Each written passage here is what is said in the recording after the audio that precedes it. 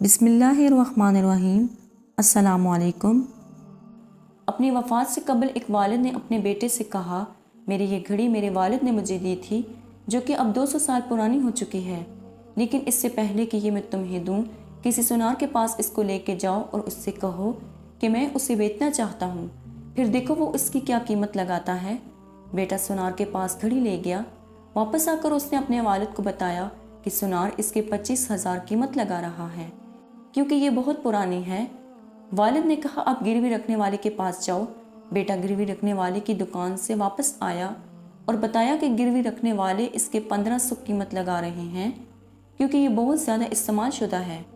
इस पर वालिद ने बेटे से कहा कि अब अजायब घर जाओ और उन्हें ये घड़ी दिखाओ।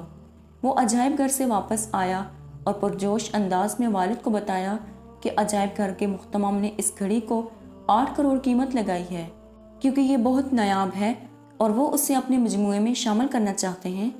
इस पर वालिद ने कहा, मैं तुम्हें सिर्फ ये बताना चाहता हूँ कि सही जगह पर ही तुम्हारी सही कदर होगी।